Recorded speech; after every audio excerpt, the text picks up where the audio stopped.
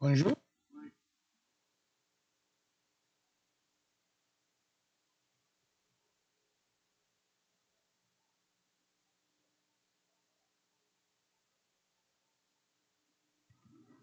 Allô? C'est bon? Parfait. Bonjour à tous et à toutes et soyez les bienvenus dans la maison du Seigneur. Je salue le révérend François qui n'est pas présent. Que le Seigneur nous bénisse ce matin. Nous allons trouver notre texte de ce matin dans 2 Rois, chapitre 6, les versets 24 et 33. Vous pouvez aussi noter 2 Rois 7, 1 à 19. Le texte est un peu long, on ne pourra pas le lire. Mais vous pouvez lire 2 Rois 7, 1 à 19 à la maison. Merci beaucoup. Nous allons lire maintenant 2 Rois 6, 24 jusqu'au verset 33.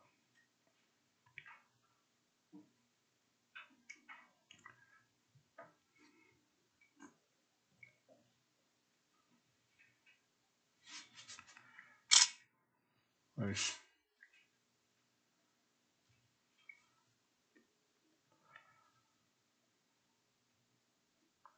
Nous lisons.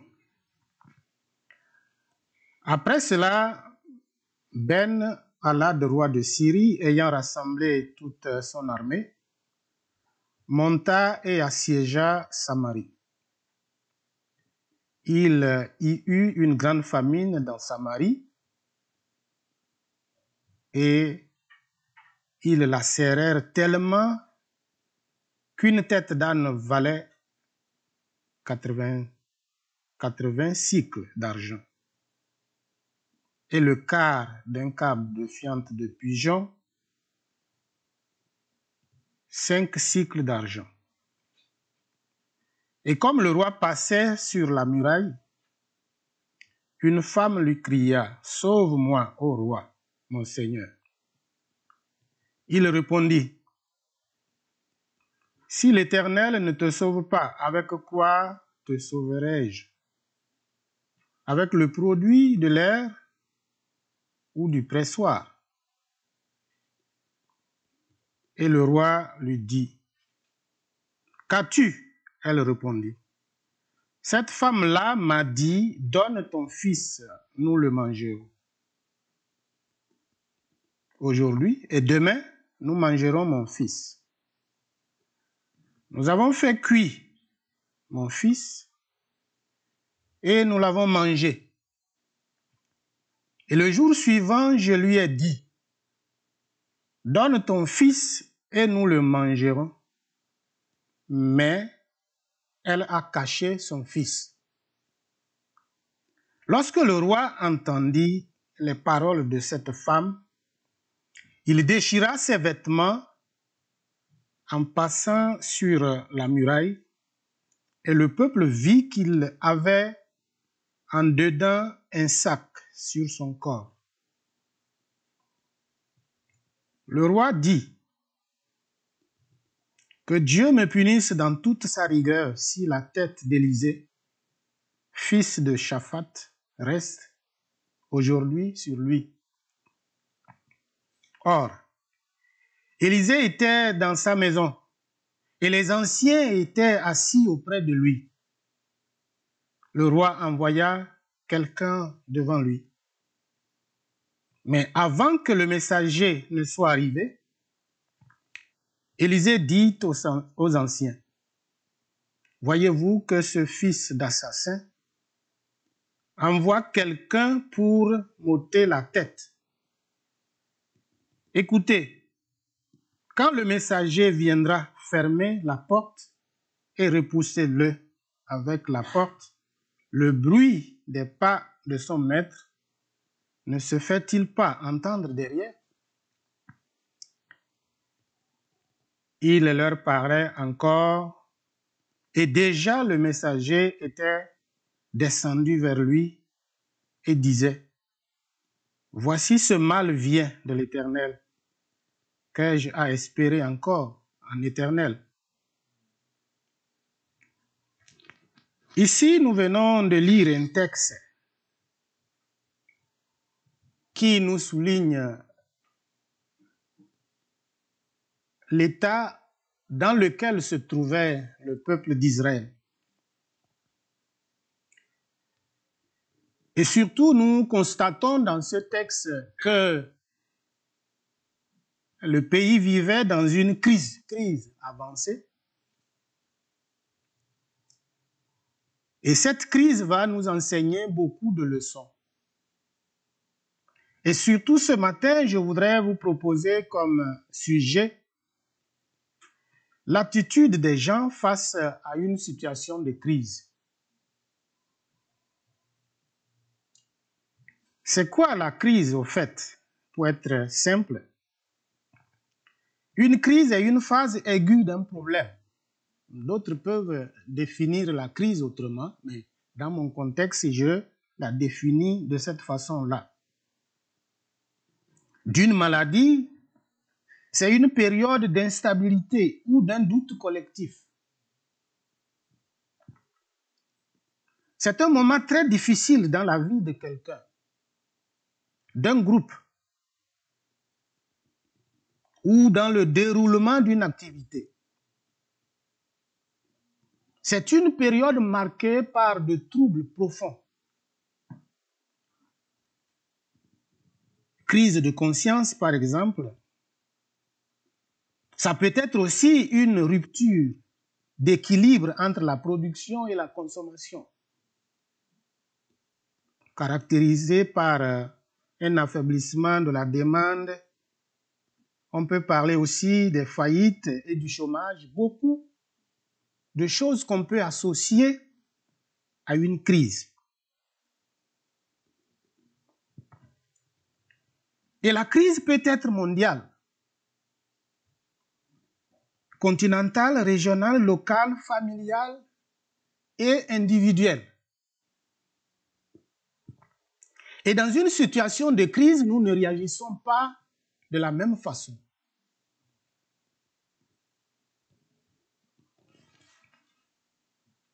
Il y a certains qui voient dans une situation de crise une opportunité de s'enrichir.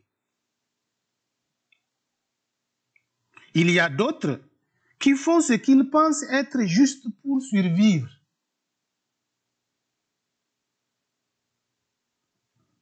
Et certains accusent Dieu et les autres.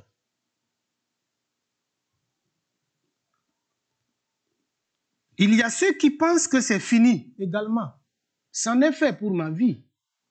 Pour mieux, en tout cas, pour moi, de rester comme ça ou de subir, il ne fournit pas l'effort de sortir de la crise. Pour lui, son sort est scellé.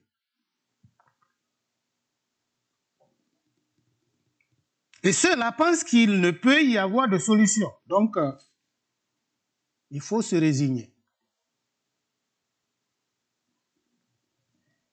Dans une situation de crise, il y a une autre catégorie qui accepte prendre le risque. Je refuse de me faire écraser par la crise. De toutes les façons, j'ai déjà un problème, il faut que je me batte.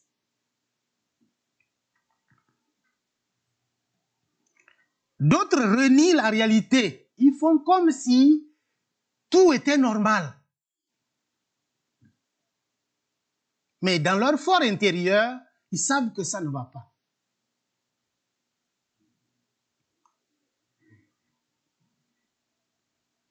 D'autres réagissent négativement.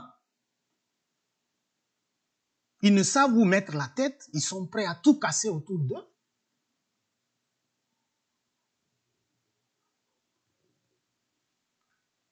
Mais heureusement, dans une situation de crise, dans un contexte chrétien, il y a certains qui croient que la sortie est possible, que Dieu peut faire quelque chose. Et ceux-là mettent leur confiance en Dieu. Et voilà pourquoi c'est très important pour nous, lorsque nous traversons une crise, d'analyser ces différentes catégories de personnes et de voir le groupe auquel nous allons adhérer.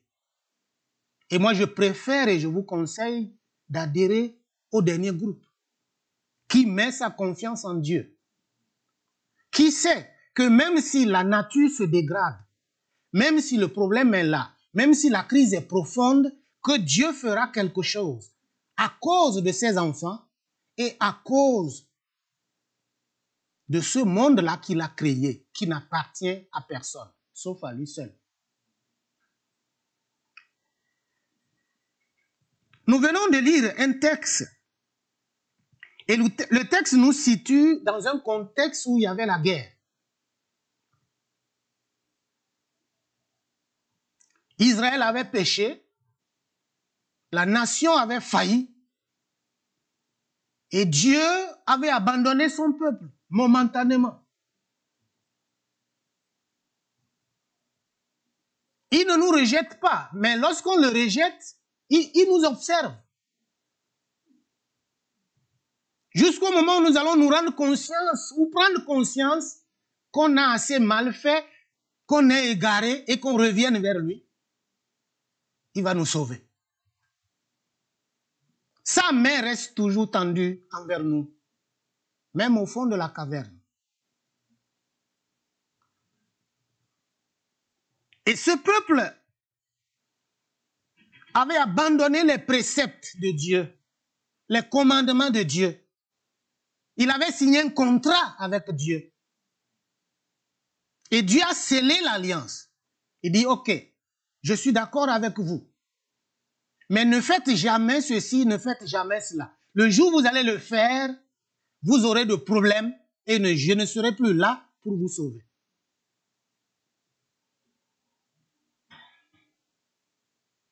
Il a mis en garde le peuple, mais le peuple n'avait pas écouté. Il a dit, je vais vous donner un pays, mais sachez que ceux qui habitent dans ce pays-là ont des mauvaises pratiques. Ne les imitez jamais. Si vous vous éloignez de moi, je vais aussi m'éloigner de vous.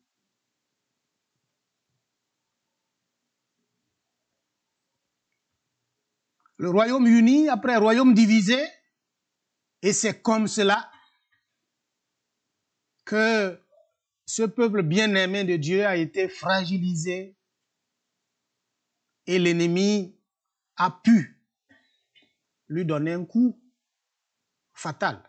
Et ici, Israël était dans le gouffre. Et c'est pourquoi au niveau du chapitre 6, verset 24 jusqu'au verset 25 de 2 Rois, la grande armée de Syrie avait rassemblé toutes ses forces. Et quand on parle de siège, je ne suis pas militaire. Un militaire pourra mieux expliquer. Pour ce que je connais, c'est qu'on ne peut pas entrer, on ne peut pas sortir. La ville était complètement encerclée. Ceux qui sont dehors ne pouvaient pas entrer dans la ville et ceux qui étaient à l'intérieur de la ville ne pouvaient pas sortir de la ville. Imaginez-vous l'état psychologique des gens. Et vous savez, lorsqu'il y a crise, pour des États qui n'ont pas des institutions fortes, tout échappe au contrôle de l'État central. Le gouvernement ne peut plus donner des directives aux commerçants, par exemple, vous devez diminuer le prix de vos céréales. Non. Parce que c'est la faillite de l'État qui conduit la crise, qui a amené la crise. Et l'État perd le pouvoir, l'État perd tout contrôle. L'État ne peut plus réglementer les prix des denrées. Et vous voyez, c'est dans la même situation ici où le roi ne pouvait rien faire. Et les commerçants faisaient tout ce qu'ils voulaient. Et comme je le disais, dans une situation de crise, il y a des gens qui trouvent des opportunités de s'enrichir. Ils ne pensent pas au bien-être des autres. Ce qui les tient à cœur, c'est de faire les chiffres. Comment faire pour agrandir l'entreprise, gagner beaucoup pendant cette période de crise? Parce qu'ils craignent que d'ici à là, la crise se termine. Mais pour le moment, il faut en profiter. On va vendre la tête de l'âne à 80 cycles d'argent. Une forte somme à l'époque. Mais ce qui est bizarre ici, et ce qui m'a frappé, c'est que l'âne était un animal impropre à la consommation. C'était interdit, selon la loi de Lévitique, de manger l'âne. Mais l'animal qui était impropre maintenant était vendu à un prix d'or. Et pas seulement les pattes où il y a beaucoup de viande, mais on dit la tête. Rien d'intéressant, mais ceux qui avaient les ânes ou les commerçants qui avaient la possibilité d'acheter les ânes et de les abattre, et vous voyez, on vend une tête d'âne à un prix d'or. Parce qu'ils savaient que les gens n'avaient pas le choix. Ils avaient mangé tout ce qu'ils avaient. Les animaux qui étaient propres à la consommation. Maintenant, il ne restait que ces animaux-là, impropres à la consommation qui traînaient, et qu'on tuait, on vendait. Et les gens achetaient, ils mangeaient. Le siège avait provoqué une famine terrible. La famine a affecté toute la ville. Au point qu'on acceptait payer un prix exorbitant pour avoir une partie peu intéressante d'un animal impur.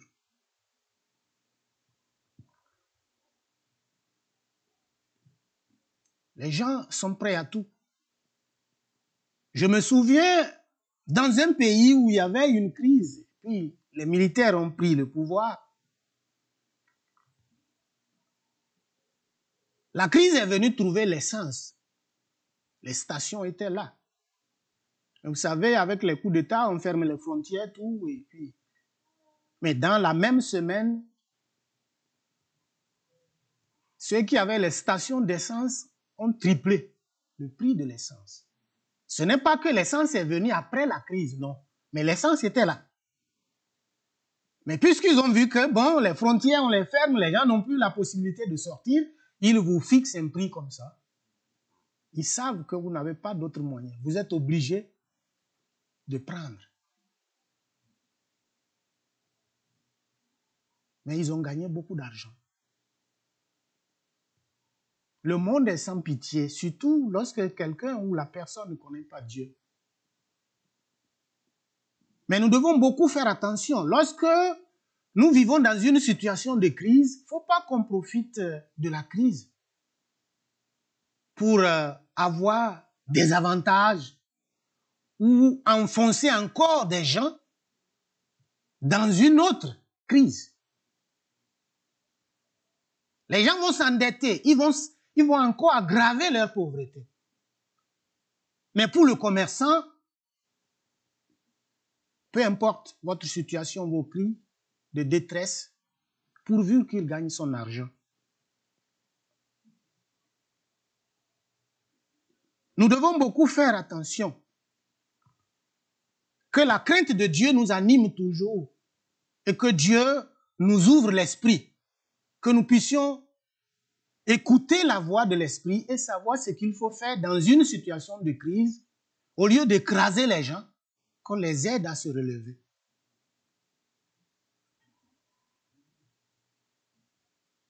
On parle ici de fientes de pigeons. Mais certains spécialistes parlent d'un surnom qu'on donnait à un poire ou à un animal ou des trucs comme ça, les aliments qu'on mange en temps de crise de guerre ou de crise alimentaire. Mais cette nourriture-là qui ne représentait pas grande chose. Mais on la vendait très cher. Ils n'ont pas pitié de la population.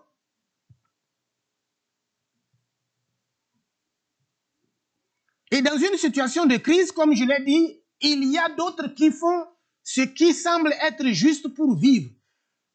Pas juste dans le sens des règles générales qui prescrivent ce qu'il faut faire ou ce qu'il ne faut pas faire. Mais pour eux, pourvu qu'ils puissent vivre, même si cela ne cadre pas avec la loi, ils sont prêts à se donner à ça. Même si cela ne cadre pas avec l'éthique, ils sont prêts.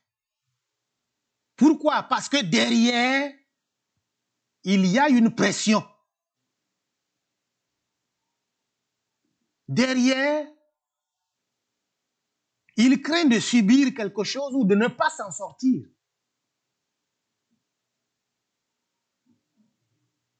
Et qu'est-ce qui s'est passé ici? En temps normal, une femme protège son enfant. Elle est prête même à mourir pour préserver la vie de l'enfant, pour protéger son enfant. Mais ce qui est curieux ici, deux femmes vont s'entendre.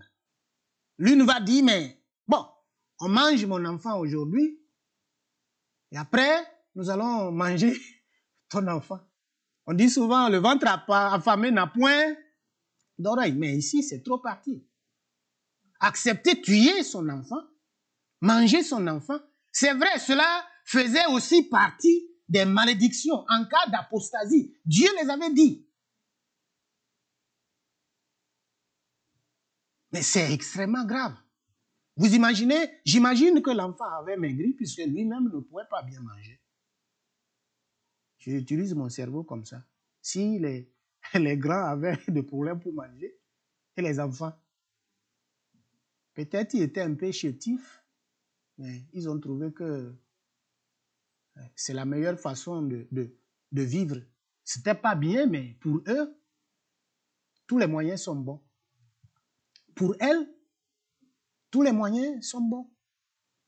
Nous allons tuer notre fils ou mon fils. Elle donne.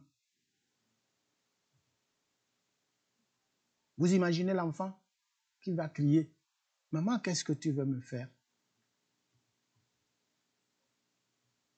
Je suis sûr qu'il va se débattre. Ce n'est pas qu'il va accepter mourir comme ça facilement. Mais une mère qui accepte de tuer son enfant, manger.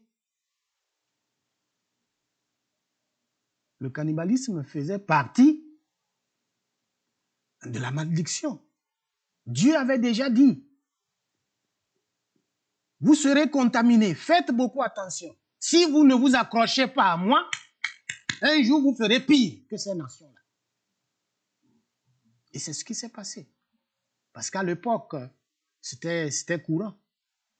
Et les gens faisaient même passer leurs enfants au feu, c'est-à-dire ils acceptaient de sacrifier leurs enfants, donner, comme on prenait un animal, aller le sacrifier à l'idole, ou certains ont fait ça, alors que c'était interdit. Ils vont manger, mais après, l'autre femme refuse qu'on tue son enfant après. Et une bagarre va s'éclater.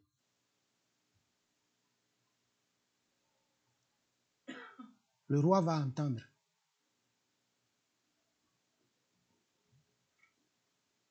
Et lorsqu'il va écouter le témoignage de cette dame-là, il va vraiment se mettre dans un état de deuil. Parce que c'était vraiment grave. Mais au lieu de se remettre en cause et de se dire, mais qu'est-ce qui s'est passé? En temps normal, le roi représente le peuple et le prophète le porte-parole de Dieu. Les deux étaient censés se rencontrer, chercher une porte de sortie. Mais une fois que le roi a entendu cela, il jure de tuer le prophète. Comme si c'est le prophète qui était à l'origine de la crise. Est-ce que c'était le prophète? Non. Le peuple a péché, il a abandonné Dieu et finalement il se retrouve dans une situation grave. Et c'est pourquoi je dis, dans une situation de crise, il y a ceux qui accusent Dieu et les autres. Ils ne se sentent pas responsables de leurs actes. Le roi était responsable. C'est lui qui était censé guider le peuple sur le bon chemin. Il ne l'a pas fait, malgré les avertissements prophétiques. Maintenant, lorsque la situation s'est aggravée, au lieu d'assumer ses responsabilités, il dit non, il faut que je tue le prophète. C'est lui qui est à la base. Le pauvre prophète, il pouvait faire quoi?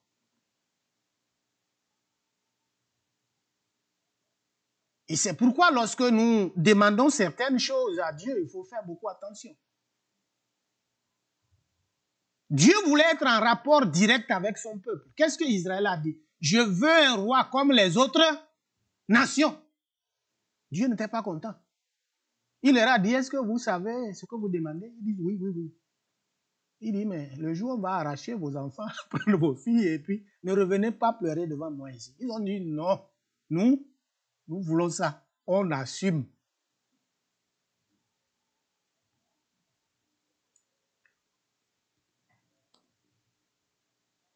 Dans 2 Rois 6, 30 à 33, et c'est ce que nous lisons, le roi, lorsqu'il a entendu ces paroles, au lieu de chercher une solution, directement, il a pris les dispositions pour pouvoir tuer le prophète. Il dit, je vais couper la tête d'Élisée. Il va mourir.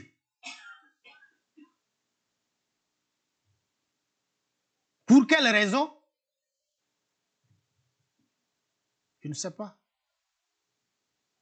Mais le coupable, c'était lui.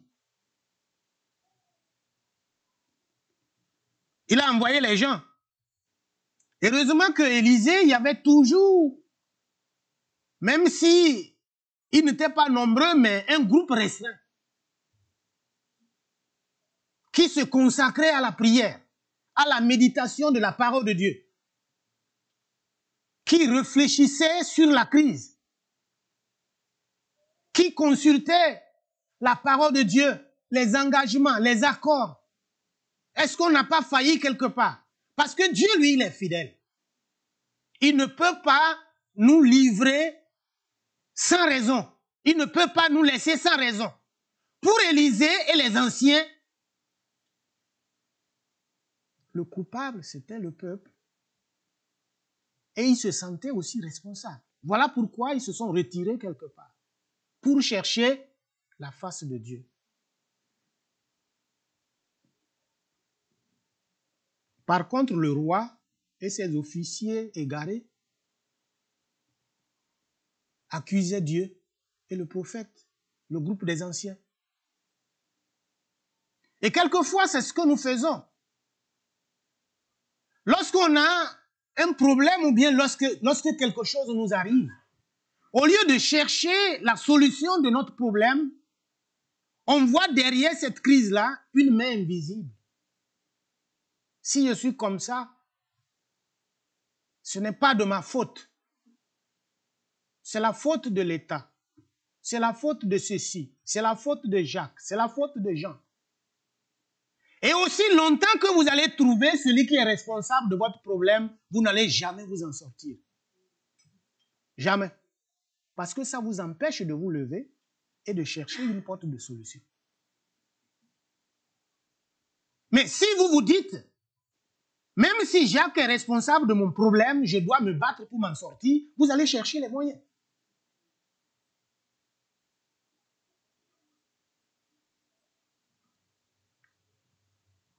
Nous ne devons pas, dans une situation de crise, accuser les gens. Je sais qu'il y en a, d'autres peuvent être responsables de la crise. C'est sûr qu'il y a crise, il y a faillite quelque part. Quelqu'un n'a pas fait bien son travail. Mais il faut d'abord sortir de la crise avant de situer les responsabilités. Si vous cherchez d'abord à situer les responsabilités au sein de la crise, vous ne pourrez pas vous en sortir. Laissez d'abord, ne cherchez pas qui est derrière ça. Non. Sortez de votre crise. Après, maintenant, vous pouvez chercher qui n'a pas bien joué son rôle. Qui a mal fait. Qui a bien fait. Et là, les sanctions peuvent venir. Mais vous sanctionnez les gens, vous n'êtes même pas encore sorti de la crise.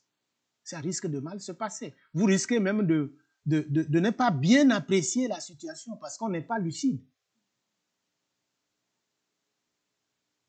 Les idées vont vous traverser la tête. Mais sortez d'abord de la crise. Après, on pourra maintenant situer les responsabilités. N'accusez pas facilement les autres lorsque vous traversez une situation difficile. Faites un examen de soi. Qu'est-ce que j'ai pu faire de mauvais? Si vous vous rendez compte que quelque part, vous n'avez pas bien fait ce que vous étiez censé faire, repentez-vous, confessez, reconnaissez.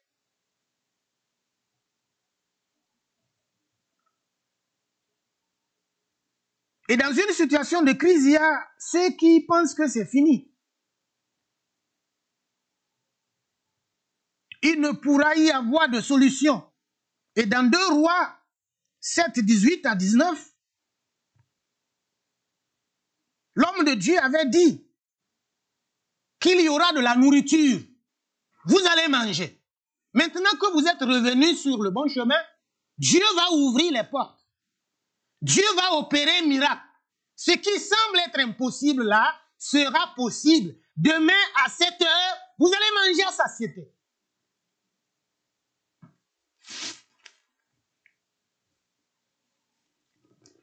Mais il y avait un officier là qui était un incrédule endurci. C'est pas seulement qu'il était incrédule, mais il était très endurci dans son incrédulité. Il dit, mais même si Dieu ouvrait les portes du ciel, rien de pareil ne pourra arriver. Qui lui a dit ça? Et puis, en plus, ça, Élisée, il répond comme ça à l'homme de Dieu qui était le porte-parole de Dieu. Vous imaginez la moquerie? C'est comme s'il disait, mais il parlait directement à Dieu au travers du prophète. C'est faux, toi, Dieu, tu mens. Élisée dit, mais tu verras, mais tu ne mangeras. Ouais, mais je vais te permettre de voir. Dieu dit, tu verras que moi, là, si je décide de faire quelque chose, je le fais. Et je suis le maître de l'univers, le maître de toutes les situations. Aucune crise n'échappe au contrôle de Dieu. Il laisse les choses faire pour ensuite donner gloire à son nom. Élisée dit, il y en aura. Vous allez acheter de la nourriture moins chère. Vous allez manger à satiété. Vous n'allez pas mourir. Dieu va vous délivrer.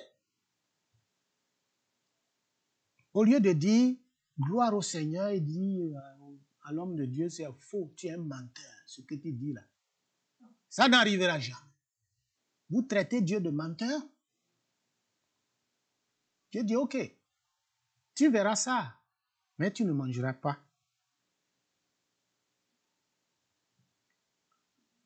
L'officier n'avait pas cru. Pour lui, le sort était scellé. Inutile de chercher les portes de sortie. Mais l'homme de Dieu avait un avis contraire parce que lui croyait en Dieu. Et il savait que Dieu fait toujours grâce. Peu importe votre péché, sa nature, sa gravité. Si vous êtes sincère dans votre repentance, Dieu vous pardonne. Et il n'est pas comme les hommes. Il ne nous traite pas comme les hommes. Et c'est pourquoi, lorsque David avait péché, Dieu voulait le livrer aux sanctions. Il a posé la question à David. Tu veux quoi? Il y aura la peste, il y aura ceci, et puis moi-même, je vais te sanctionner. David a dit quoi? Il préfère retourner vers Dieu. Il sait que l'homme est méchant. Si jamais il disait livrez-moi aux hommes, ils n'auront jamais pitié. Mais Dieu, lui, il pardonne. Il fait grâce. N'oubliez jamais ça. Il y a des gens qui acceptent dans une situation de crise de prendre le risque. Pour eux, tout n'est pas fini. Et c'est ce que nous voyons dans 2 Rois 7, 3 à 5. Et vous savez, les lépreux ne vivaient pas dans le camp avec les autres. À cause de leur état, ils étaient exclus.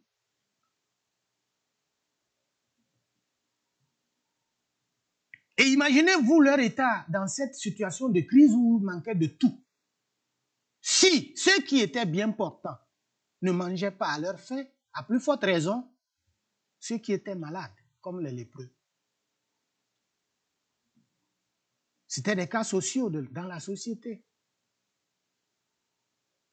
Et un lépreux, lorsqu'il traversait la voie, il portait quoi? Il y avait je ne sais pas comment on appelle ça, des clochettes qui résonnaient pour éviter même de rencontrer les gens. De loin, si les gens entendaient ça, ils savaient qu'il y a un lépreux qui venait et tout de suite, ils prenaient leur disposition et ils laissent passer le lépreux. Ils étaient là, 4 lépreux.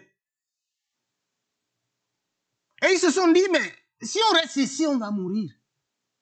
Si on va dans le camp aussi, nous allons mourir.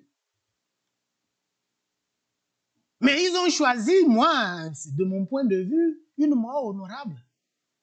Parce que mourir de faim dans la brousse, personne ne parlera d'eux.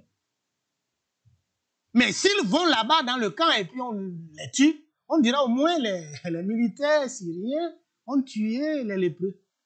C'est quand même bien.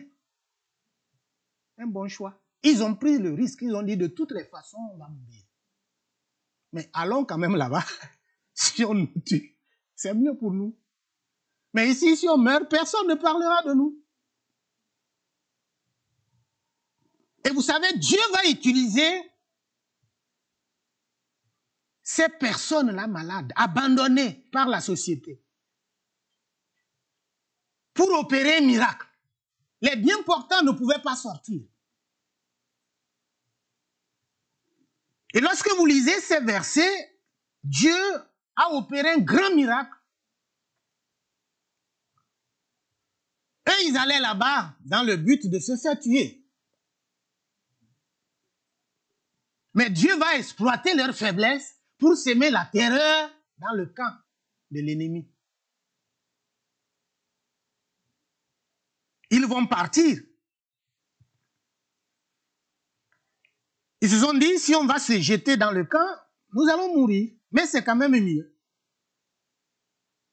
S'ils nous laissent vivre, nous allons vivre. Et c'est comme ça, ils se sont levés. Dieu a fait entendre les bottes de militaires de l'autre côté. Certainement, ils avaient une façon de comprendre, les militaires. Mais ils ont certainement entendu, c'est pas cri de canon, cri de ceci, je sais pas quel type d'armes ils avaient, mais une grande terreur s'est installée dans le camp de l'ennemi. Et vous imaginez les lépreux, c'était sur la pointe des pieds. Mais Dieu va faire entendre un bruit terrible dans le camp de l'ennemi. Quel miracle! Je me demande si les lépreux ne s'étaient pas levés, si on allait entendre ça. Mais ils ont pris un risque. Ils ont dit, de toutes les façons, on va mourir ici. Il faut qu'on parte. Il faut qu'on aille là-bas. Dieu dit, OK. Vous voyez, il travaille avec ceux qui sont prêts. Ceux qui croient ou ceux qui prennent des risques quelquefois. Si vous pensez que Dieu est petit, il restera toujours petit avec vous.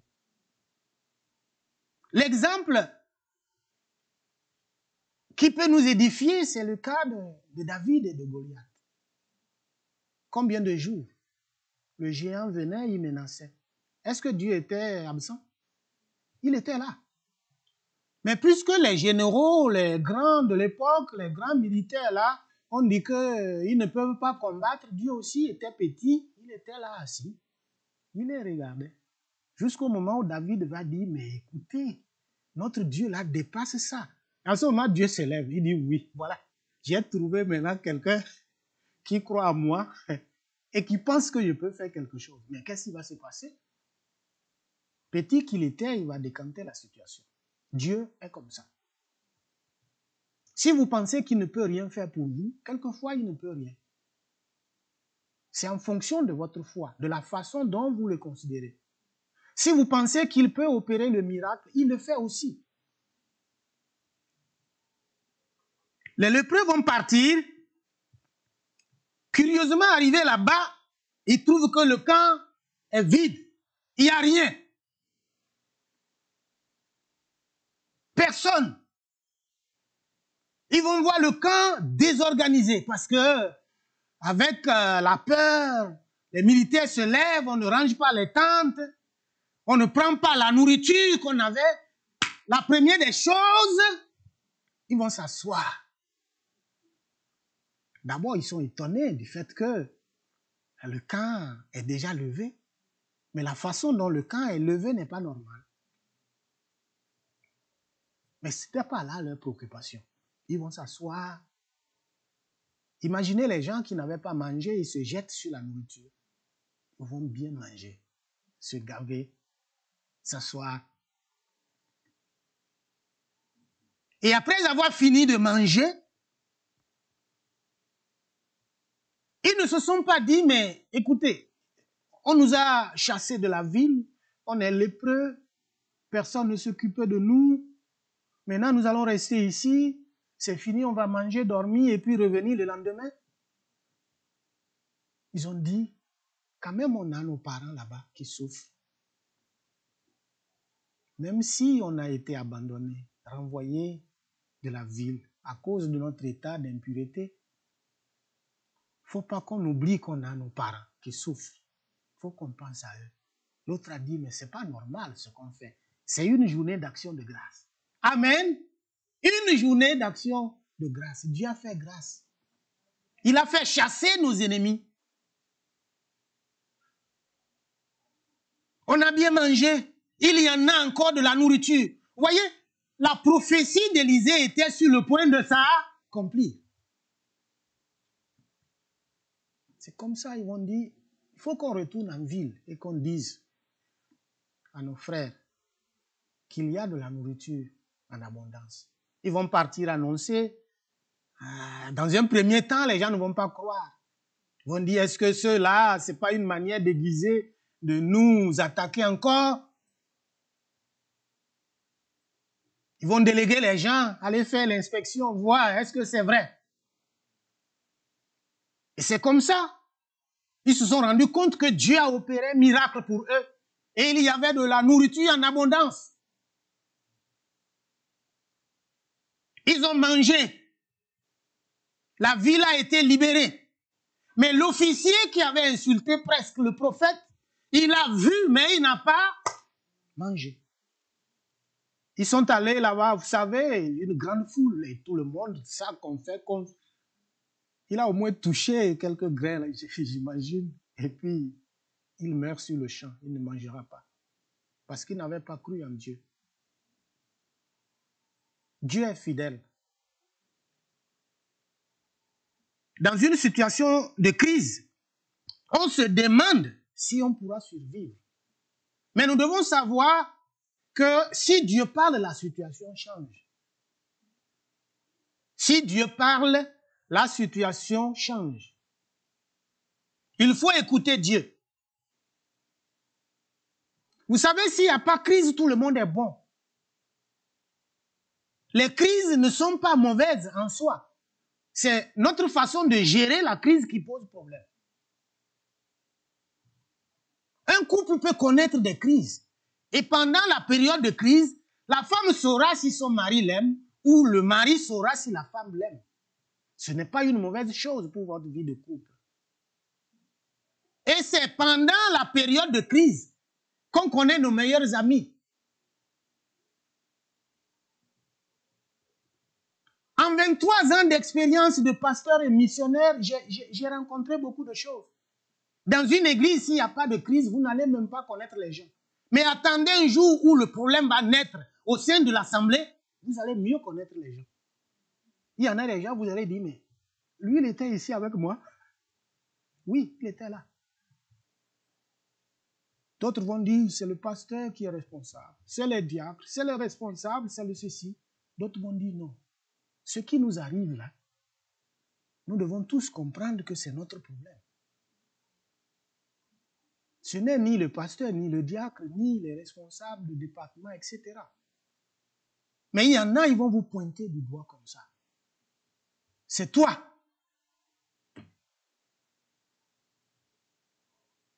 La crise révèle l'état réel de l'homme parce que la crise va vous sortir de vos gonds. C'est là que vous allez connaître effectivement les gens.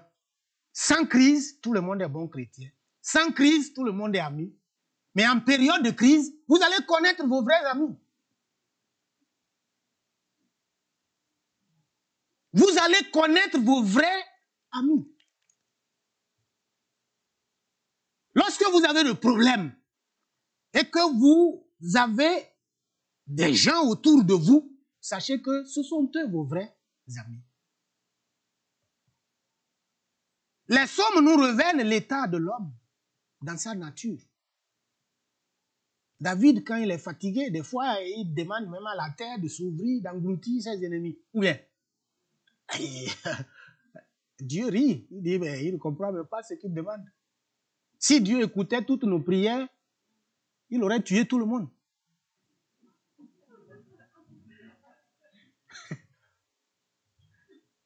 Des fois, il n'écoute plus, il sourit. Il sait que c'est le pauvre, il est fâché. Donc, si Dieu écoutait toutes nos prières, il n'y aurait même pas les gens dans le monde. Même dans notre propre famille. Mais dans nos bêtises, il trie nos paroles. il sait ce qu'il faut exaucer. Il sait ce qu'il faut laisser. Les sommes imprécatoires, c'est quoi? C'est ça. On souhaite le mal de l'autre. Tuez-le. Il faut le ventrer. Casse ses dents. Casse ses... Dieu là, il sourit, dit, le pauvre David. Il est fatigué. Je sais qu'il est fâché. Lorsqu'il se calme un peu, il revient à des meilleurs sentiments. Sans crise, tout le monde est bon. Et Jésus aimait provoquer même les crises. Parce qu'il connaît les gens. Les gens le suivaient. Maître, nous t'aimons. Les disciples. Mais ils savaient que les gens le suivaient. Certains le suivaient juste pour manger. Pour boire. Il leur demande, ils disent, non, nous t'aimons. C'est pourquoi on te suit. Comme il les connaît, il provoque une crise. Et les gens ne pouvaient plus supporter. Il arrivait à connaître ses vrais disciples. Il dit, mais moi, je suis le pain de vie. Mangez ma chair, buvez. Ils ont dit, mais cette parole est dure. Qu'est-ce qu'il dit comme ça? Qui peut le suivre? Dans Jean 6, vous aurez l'histoire. Et Jean nous dit quoi? Plusieurs se sont retirés. Mais ces disciples vrais-là sont restés. Il va se tourner vers eux et il dit, mais pourquoi vous n'êtes pas partis? J'ai provoqué la crise, mais vous êtes restés. Ils ont dit, non, on est différents. On sait que tu as les paroles de la vie. On ne te suit pas parce qu'on veut manger. On te suit parce que tu es notre Seigneur. On te suit parce que tu es notre maître. Tu es le Fils de Dieu. Tu es l'auteur de notre salut. Même si nous n'avons rien à manger, nous allons te suivre. On ne te suit pas parce qu'on a besoin du pain. Où irons-nous? Que le Seigneur nous donne la force de comprendre et surtout de garder notre calme dans une situation de crise. Vous pouvez vivre une crise dans votre famille, dans votre service, dans votre vie personnelle, mais que la crise ne vous éloigne pas de Dieu, mais qu'elle vous rapproche de Dieu. qu'elle vous pousse à aller vers Dieu pour demander son secours. Et il le fera. Que nos amis qui nous suivent en ligne sachent que Dieu est fidèle.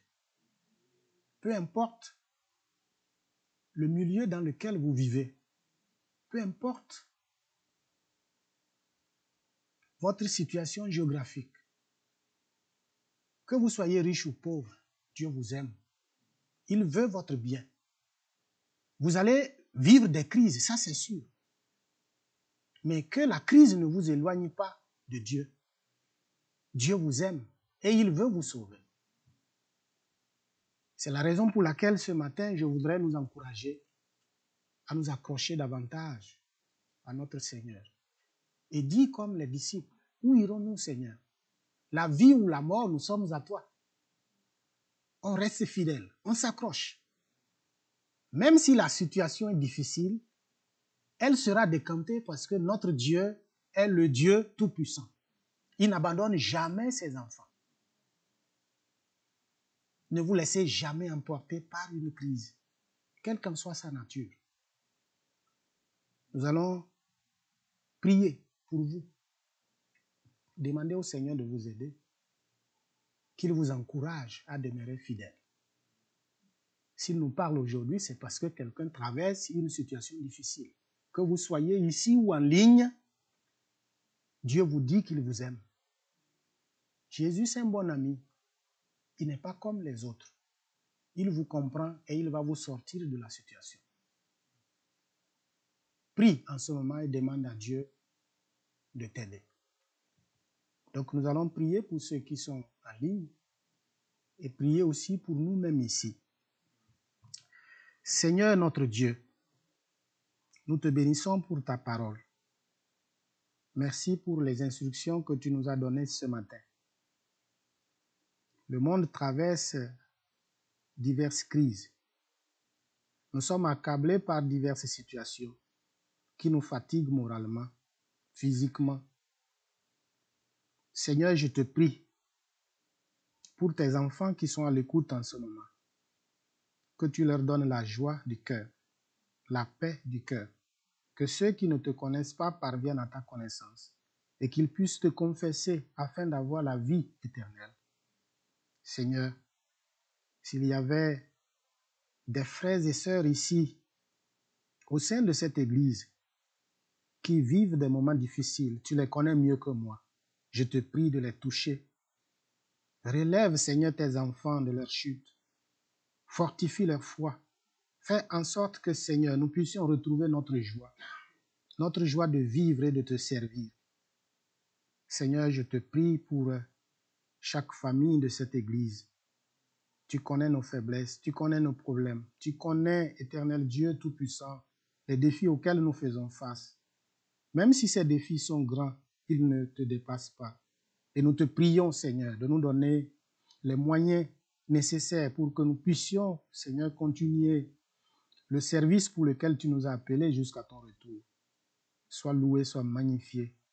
Bénis ton Église, Seigneur. Fortifie chacun de nous. Que ton Saint-Esprit continue de nous guider et que tu fortifies, Seigneur, notre foi pour que nous puissions partager cette bonne nouvelle autour de nous. Merci, Papa. Au nom de ton Fils Jésus-Christ, nous avons prié. Amen. Merci beaucoup. Soyez bénis.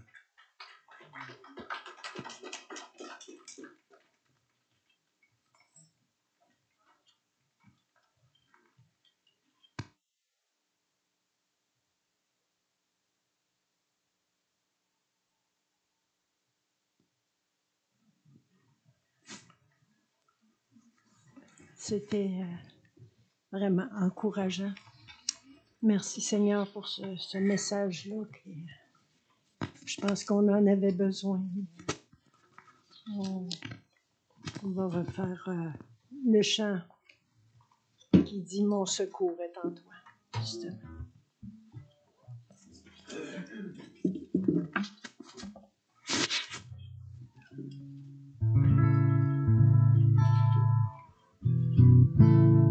Si la lune me glace et le soleil menace, créateur des étoiles. Mon secours est en toi.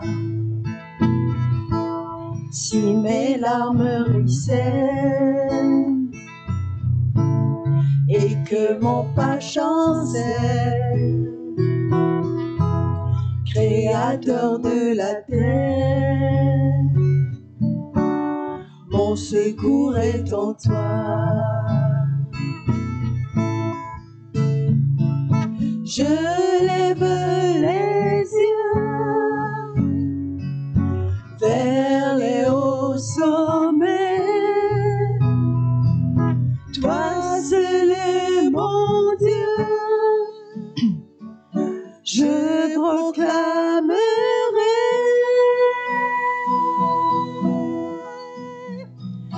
toi seul est ma force, toi seul me restaure mon secours est en toi. Toujours tu me portes, jamais tu ne dors, mon secours est en toi. Si la peur m'envahit et mon âme chavire, créateur de la vie, mon secours est en toi. Je lève les yeux vers les hauts sommets.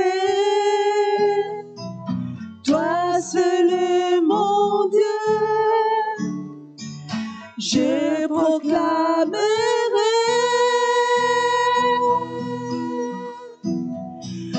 toi seul est ma force, toi seul me restaure, mon secours est en toi. Toujours tu me portes, jamais tu ne dors, mon secours est en toi. Ta victoire, mon espoir, ton chemin, mon destin, ton salut, mon refuge, et tout est en toi. Ta victoire, mon espoir, ton chemin, mon destin, ton salut, mon refuge, et tout est en toi.